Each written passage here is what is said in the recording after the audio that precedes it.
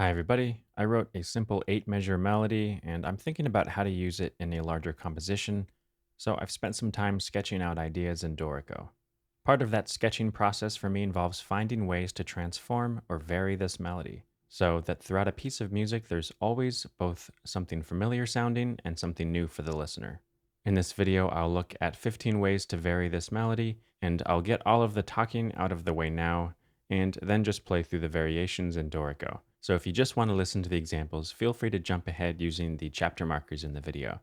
This is by no means a complete list of ways to vary your melody. There are dozens more. These are just the first 15 that came to mind, and for the most part, I'm not talking about changing the underlying harmony, so the changes that I'm discussing all have to do with this right hand material.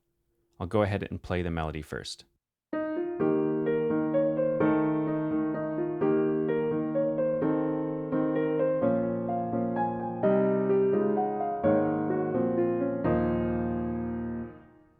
All right, so first things first, not all of these 15 methods worked perfectly for this melody, and that's one reason why it's nice to have all of these options.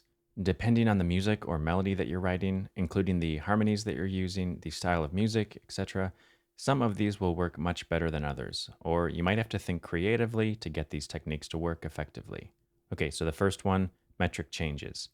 Pretty self-explanatory. You can change the meter, in this case from 3/4 to 4/4 or 6/8 or 5/4 by lengthening or shortening values. You'll see that I try a bunch of different meters and metric schemes here, but for the most part, I try and keep the rhythmic shape intact. In other words, maintaining a similar ratio of rhythmic values between notes. 2. Changing tempo. Another simple one. There's obviously some potential overlap in some of these. For instance, I could make a tempo change and a meter change and end up with something that sounds the same as before. For these, I kept the total number of measures at 8 and tried slowing and speeding up the music with slight adjustments to the left hand accompaniment to match the new tempo. Number 3, rhythmic changes. Keeping everything else the same, I mess with the rhythms a bit and alter those rhythmic ratios between notes that I mentioned before. You can surprisingly do a lot with just some simple rhythmic adjustments. Number 4, register, moving the melody and accompaniment up or down by octave.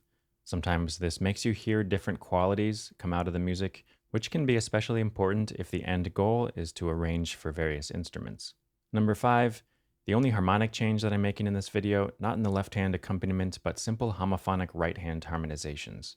For this one, I figured out which pitch collection I was using, and then chose various intervals underneath the melody that fit with the harmonic collection.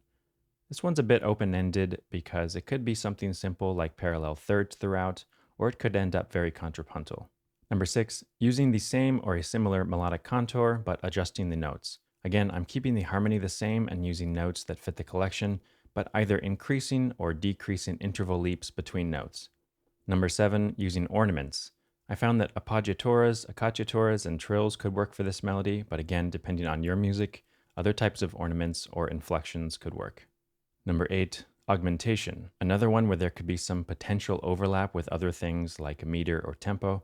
I tried to make it obvious that I was augmenting the durations of the notes. Number 9, diminution, the opposite of augmentation. I chose to only shorten some note values, so I'm not doing a rigid process here, but using the basic concept and thinking creatively how it might work for my melody. Number 10, I call this one interruption. So for this, I'm finding a place somewhere in the middle of the melody to abruptly cadence. This would be a useful process if you wanted a sudden transition or change in the music. Sometimes it's best to cut the previous idea short to create that feeling of sudden change. Number 11, here are a few processes that I had to include, although I don't think they always work in a lot of cases. 11 is melodic retrograde, in other words, reversing the note order. A strict retrograde is hard to make musical in the context of my melody, so I'll use the basic idea and make adjustments. Same with number 12, inversion. Inverting the notes on an axis, I'm using the first note of each phrase as an axis, and then adjusting the notes by step where necessary to make things more musical sounding. Number 13, this is a big one, extending a phrase with fragmentation. The first step is finding a fragment. I could make a whole video on this topic, I'm sure, taking some fragment of the melody and repeating that many times. This is especially useful when modulating or moving around a number of harmonic areas. Number 14, simply doubling the length of the theme.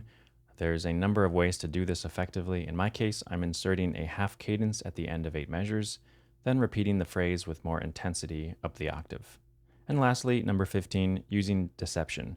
In my case, I'm using a simple deceptive cadence where I go to the 6th chord instead of the 1 chord, and then I work my way back up to the tonic. This is a nice way to extend a phrase and create a more interesting sonic narrative. Okay, enough talking, here's how they sound.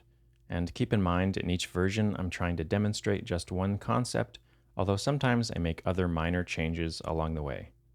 But in reality, you'll want to think creatively about how to combine some of these methods simultaneously. All right, hope you enjoy.